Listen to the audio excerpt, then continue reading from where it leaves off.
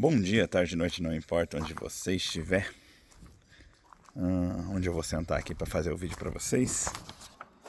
Acho que eu vou sentar por aqui. Olha que legal. As minhas ovelhas estão crescendo. Não é ovelha, é videira. Bom, então vamos lá. Do que se trata esse vídeo? Vou sentar mais para cá, assim. Pronto. Do que se trata esse vídeo? Esse vídeo, no caso, né, é um vídeo, assim, que eu acho que talvez seja um vídeo bem importante, né? É um vídeo com o intuito aí de facilitar a vida, né, das pessoas que, principalmente, estão chegando recentemente do Brasil, né, vindo para o Japão, e que ainda não possuem, né, carteira de motorista, né, e por isso, de repente, querem aí tirar a carteira de motorista, ou aquelas que, de repente, foram no Brasil para isso, né, para tirar a carteira de motorista, né. Geralmente essas pessoas sabem um pouco das regras, então elas cumprem, né? Então já posso adiantar que uma coisa importante é que depois que você tem a carteira emitida lá, você precisa de passar mais de 90 dias no Brasil, né? Então, no Brasil, assim, no caso isso vale para carta internacional, né? Você tirou a carteira lá, num país determinado, você tem que ficar 90 dias nesse país, né? Para depois voltar para cá, para finalmente dar para fazer essa transferência, né? E aí, no caso, então, né, logicamente, como eu tô falando em português, a maior parte das pessoas que vão ver esse vídeo são os brasileiros, mas se você for falar aí para alguma outra pessoa de outra etnia, né, de outro idioma, então explica direito, não é só para brasileiros, isso vale para qualquer país, no caso, tá? E, bom, basicamente, esse vídeo é para falar sobre a troca de habilitação internacional, né, para habilitação japonesa, que em japonês eles chamam de Gai Kokumen Kyokirikai Tetsuzuki, tá? E o que eu vou falar para vocês aqui, de maneira geral, tá focado nos conteúdos que eu consegui através da região aqui Nagano, Shodiri, tá? Porque em Shodiri tem um que eles chamam de Menkyo Center, né? O centro de habilitação, que no Brasil acho que seria mais próximo do Detran, talvez, né? E no caso, então, tipo, existe sim uma diferença ali de província para província, de cidade para cidade, então tenham isso em mente, tá? E, bom, eu fiz isso aqui, é bom sempre deixar também claro o contexto da data, né? Eu tô lidando com esse assunto em 2026, desde o mês 5, mais ou menos, né? Uma cliente precisou realizar ali alguns, tentar, né? No caso, ela estava querendo tentar transferir a carta, né? Então, por isso a gente começou a lidar com isso, né? De pouquinho em pouquinho. No primeiro passo a gente conversou ali com o Menkel Center, então basicamente a ideia é mostrar para vocês um pouco do passo a passo e das informações que eu consegui desse decorrer, né? Para que de repente você que esteja aí querendo fazer, queira uma informações mais assim, mais atuais, né? Isso dependendo da época que você ver esse vídeo, né? E se você de repente mora aqui na região, né? Fica mais ainda, né? Porque aí não é uma questão de pegou uma informação de Hamamatsu, pegou uma informação de Gifu, né? Não, tá pegando uma informação daqui mesmo, tá? Então basicamente seria isso, tá? Então quando você vai fazer esse protocolo, né? A primeira coisa que você precisa fazer é uma reserva para fazer a pré-avaliação dos documentos, né? Que em japonês eles chamam de Shorui Shinsa Yoyaku, tá? E aí, quando você fizer isso, eles vão te dar já uma numeração, né? Provisória, né? De reserva, que aí no caso chama-se Kari Yoyaku Bango, tá? E esse número é muito importante, porque toda vez que você for ligar para perguntar, tipo, como é que tá aí a reserva, né? Que número que tá tal, você vai precisar desse número, então é bom guardar ele direitinho, tá? E, bom, normalmente, antigamente, nem era tão difícil. Você ia lá, marcava, tudo corria muito bem. Mas recentemente, né? Eu não sei se daqui a uns tempos isso vai acabar, mas recentemente houve uma mudança bem relevante aí nessa questão da troca de habilitação internacional. Onde antes as provas eram 10 perguntinhas, eram bem relativamente fácil, né? Só que isso veio trazendo vários problemas tal, e aí mudaram, né? Dificultando bastante, então se tornou 50 perguntas, né? E eu sei que com essa... Agora já mudou já, né? Mas a gente estava num período, estava próximo da alteração, sabe? Tava quase alterando, né? Eu acho que foi... Nem sei se a gente começou a conversar com eles sobre isso um pouco antes, não sei se ia alterar a partir do mês 6, ou se ia alterar a partir do mês 5, que a gente começou a mexer com isso no mês 4, na verdade, né? Agora eu não me lembro muito bem, mas eu lembro que foi um pouquinho antes de alterar, tá? Só que, como estava próximo da alteração, um monte de gente tentou fazer reserva para tentar conseguir fazer a prova antes, né? De ter essa alteração e antes de ficar mais difícil.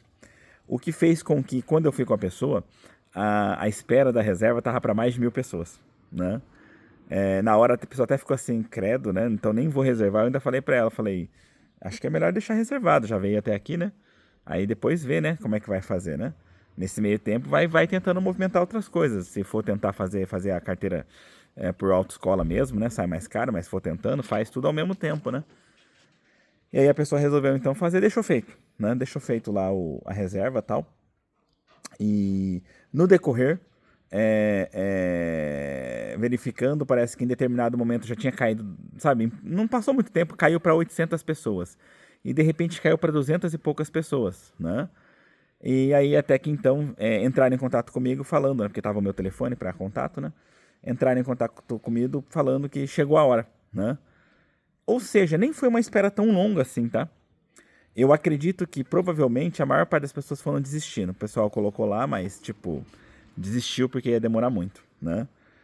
E porque eu acho que talvez é meio complicado de você pensar que realmente eles conseguiram fazer a avaliação de todas essas pessoas, né? Eu acho muito complicado pensar nisso. Até porque eles gastam um bom tempo, sabe? Coisa de 2 horas praticamente para poder fazer essas avaliações, sabe? É meio demorado o negócio, né? Então, imagina, 1.000 pessoas? Acho que não, né? E aí, então, no caso, né, para fazer essa pré-avaliação, o que você vai ter que levar? Você vai ter que marcar a primeira hora, eles vão te dar essa numeração, no dia você vai levar já, né, para eles verificar o seu Zaire Card, que é o seu cartão de residência, o seu passaporte original, válido ou não válido, não interessa, tá? Vai levar também a sua habilitação internacional original, ou seja, se for do Brasil, a habilitação brasileira. Vai levar também já a tradução da habilitação internacional, né? Feita pela JAF. Tem muita gente que confunde isso e vai tentar procurar qualquer intérprete para traduzir. A maioria dos, como é que fala? A maioria das traduções aqui no Japão, qualquer intérprete pode fazer, não tem essa coisa de juramentado nem nada. Mas nas questões de carteira de motorista, obrigatoriamente tem que ser a JAF, tá? E antigamente você ainda tinha balcões, parece que hoje em dia você só consegue fazer pela internet, então tenham isso em mente. E tá levando cerca de 7 a 14 dias para terminarem, tá? Só para ficar aí na cabeça de vocês. E você também vai precisar providenciar já também o documento que certifica que residiu no país emissor da habilitação, né? Por no mínimo 90 dias após a emissão da habilitação. Eu tinha comentado isso, né? E o nome desse documento, eles não dão exatamente o nome desse documento. É porque, na verdade, desde que você consiga certificar, tá ok, né? E como é que geralmente se certifica? A maioria das pessoas certifica através do passaporte. Porque ali no passaporte tem tudo direitinho, né? Quando você chegou no Japão, quando você saiu, etc, tal, né? Só que parece que o Brasil, por exemplo, ele tá tendo um problema. Ele não tá mais carimbando os passaportes, né? E isso se tornou um problema, porque as pessoas não conseguem comprovar, né? As movimentações de exterior delas, né? E aí o que realmente ficou? Ficou que o próprio Japão ele não sabe exatamente qual documento, né? Então a gente sofreu bastante no início, porque eles só falavam assim, falavam pra gente mesmo correr atrás de ligar para vários lugares e tal, né? E no final das contas, né, após muita discussão com eles, sabe? A gente foi algumas vezes para tentar resolver isso, tal, falando que tava difícil de encontrar o documento, né, tal. Aí o que aconteceu foi que no final das contas eles mesmo pegaram ali uns documentos que tinham outras pessoas entregues e falaram, olha, a maioria dos brasileiros estão entregando esse daqui. E o nome do documento, né, de maneira geral, se chama Certidão de Movimentos Migratórios, né? E você consegue ele pela internet, tá tudo sendo feito agora via remota, né? Num site lá do governo, tá? Isso no caso de brasileiros, tá? E já de outros países eu não sei dizer, né? Mas a maior parte dos países parece que usa o passaporte mesmo. A questão é que no caso do Brasil, como eu falei, eles pararam de carimbar, tá? Também tem que levar o atestado de residência com os dados de imigração, que são dados como nacionalidade, tempo de visto, tipo de visto e etc tal, né? E em japonês eles chamam isso de Zairyu Jouhou Kisai Juminhyo, né? Então, tipo, você teria que providenciar isso também. desses documentos que eu falei aqui, o que você já teria que, tipo, falar assim, eu estou pensando em ir lá conversar com eles, eu aconselharia você já a adiantar a tradução da habilitação, porque demora, e também esse documento brasileiro, né? E eles não pediram tradução desse documento, tá? Eles pegaram do jeito que estava assim e aceitaram ele como é, né? Não precisou de tradução. Só para vocês ficarem cientes, pelo menos não agora, né? Mas esses dois é bom já adiantar, porque o resto meio que é só pegar, né? Se você conseguir já pegar tudo e tal, você facilita. Mas de qualquer forma, você vai marcar um dia para fazer realmente a avaliação, a pré-avaliação, né? Na primeira vez é só para marcar mesmo hora, tá? Nesse dia que você for fazer essa pré-avaliação, né, de documentos, você também vai ter que, bom, se a sua habilitação for manual, né, no caso, né, eu não sei se tem algum país que tem igual o Japão, né, que hoje em dia você tem ali limitação, né, pode ter uma carteira que é manual ou uma que é só automática, mas se você for manual, você vai poder optar, né, você vai querer fazer manual ou automático, só que você vai ter que optar antes de fazer o teste, né.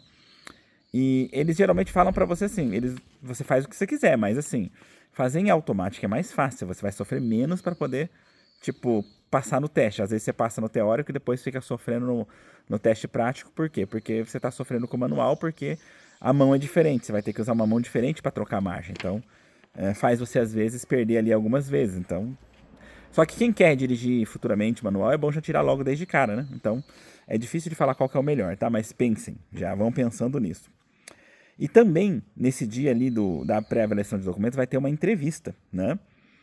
E que se chama Mensetos, né?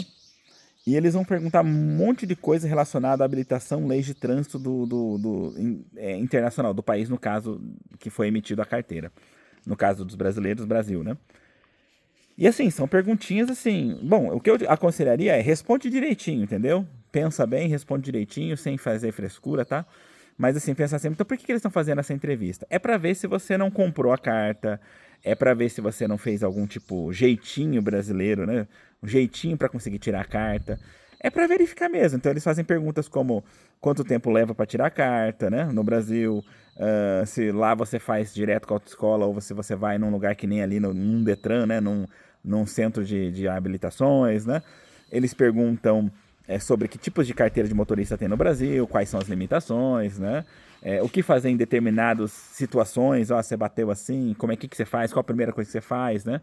As perguntas, elas são todas, de maneira geral, focadas no país que emitiu a habilitação. Não é tipo assim, eles não querem saber como é que seria no Japão, entendeu? Por isso, você tem que tentar responder da melhor forma possível, tá? E uma outra coisa que eu sei, né, é que também a carteira, para você fazer a transferência, você não pode transferir todas as carteiras que você tem de lá. Por exemplo, você tem uma carteira que você pode dirigir carro, pode dirigir moto, pode dirigir caminhão, pode dirigir tudo, né? Aí você vem para cá e fala, quero fazer a transferência da carteira para cá. Ok, né? Então eu quero transferir todas, eu quero poder dirigir tudo aqui no Japão também. Não pode, você vai ter que escolher uma delas, né? Então tenham isso em mente também, tá? Depois que você faz ali toda a avaliação, eles verificam tudo tal, estando tudo certo, você vai passar por isso, eles vão dizer ok ou não. Inclusive, eu vi casos de pessoas que não passaram, tá? Então tem que tomar cuidado, tá? Porque tem vezes que, se você não respondeu direito a alguma pergunta, se você respondeu com uma resposta que não seria bom para eles tal, eles vão recusar e já vão, tipo assim, por isso é uma pré-avaliação, ali você pode ser recusado, né? Passando, aí então você vai poder marcar a data do Gakashiken, que seria o teste teórico, né? No teste teórico você vai reservar a data, eles vão te entregar um compilado de documentos, né? Para você trazer no dia, que vai estar já com um formulário embutido, que vai dar, inclusive está escrito ali qual você optou, se vai ser a carteira manual ou automática, né? Boa parte desse compilado de documentos é do que você mesmo levou para eles avaliarem, tá? Aí, além disso, você vai ter que também trazer uma foto 3x4 e vai ter que também trazer 2.500 ienes da taxa, tá? Não sei se varia de lugar para lugar, tá? Mas como eu falei, já expliquei para vocês qual é a base desse vídeo, né? Nagano Shiojiri, tá? Passando nele, né? Não passando, o que acontece? Você vai ter a chance de marcar de novo, né? Geralmente, na primeira vez, eles não falam muita coisa. Na segunda, eles já te falam, tipo assim, ó, você não passou por causa disso, né?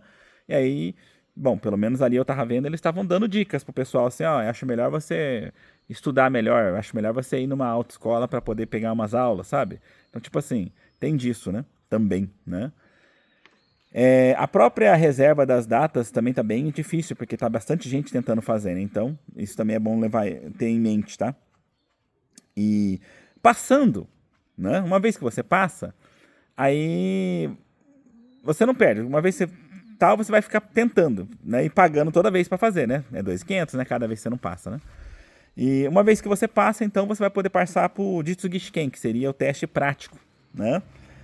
E agora, nesse momento do vídeo, a gente ainda não chegou no teste prático. Então, quando a gente chegar no teste prático, talvez eu faça mais um vídeo explicando mais sobre essa parte. Mas eu acredito que não vai ser muito diferente do teste teórico. Vai marcar um dia, vai vir, vai ter todo um protocolo para fazer antes, né? Aí vai fazer o teste, se passar, vão avisar que você passou, ok, já pega a carteira na hora. Se não passar, você eles vão falar para você o porquê que você não passou. Ali vão te dar alguma dica, talvez, para você ir numa autoescola fazer umas aulas. Isso aí eu dou já essa dica já de antemão. Faz as autoescolas, porque senão você não vai passar. É muito difícil, é quase impossível de passar, tá? É melhor fazer algumas aulas na autoescola. E não é uma, duas, é tipo assim, faz umas 5, 10 aulas, entendeu? Porque aí os caras vão te ensinar o que não fazer, né? E o que tem que fazer com certeza. Então, pelo menos os caras te ensinam justamente a técnica. Eles não vão te ensinar a dirigir, eles vão te ensinar a técnica para passar no teste, no caso, né? Mas então, tipo assim, se for exatamente como eu falei, for simples, for só isso, vai lá, faz o teste e beleza, né? Aí eu não vou fazer mais um vídeo, mas se de repente tiver alguma coisa muito diferente, talvez eu faça mais um vídeo, tá ok? Uma coisa também que eu já tô ciente, que eu confirmei com eles, é que não tem como ter intérprete em nenhum dos testes, durante os testes, tá? Então, mesmo no teste teórico, não vai ter como ter um intérprete ali na hora.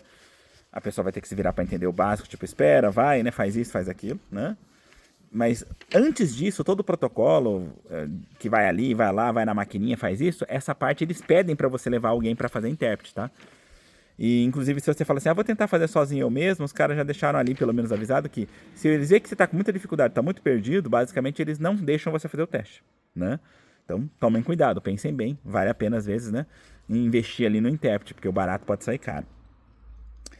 E no teste prático, obviamente, também não vai poder entrar um intérprete dentro do carro para falar. Até porque ele comentou que tudo bem que o instrutor ele vai ficar falando direita, esquerda, muitas vezes, para você sobre o caminho.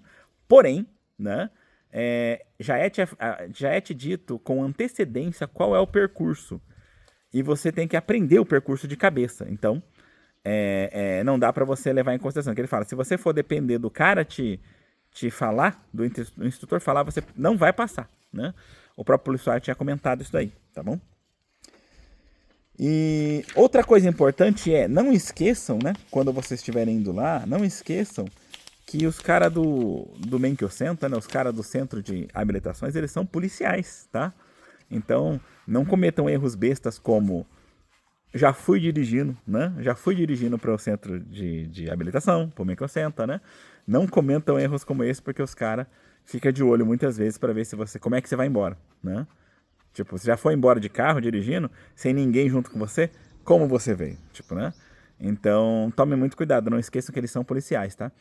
E evitem de discutir. Pelo menos o pessoal ali foi tranquilo, foi sossegado, eles não foram mal educados e tal, mas mesmo que seja, evita de discutir, porque para você é pior. O melhor é manter o sorriso, tentar manter ali a humildade, que acaba sendo mais fácil, tá ok? Acho que pelo menos por enquanto o principal que eu tenho para falar para vocês sobre isso, né? Basicamente seria isso. Eu não sei dizer como é que eu vou fazer então. Eu não sabia exatamente como fazer para vocês o thumbnail, né?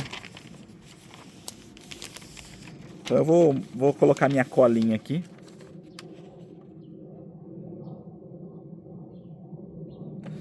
E vai ser isso daí o thumbnail, né?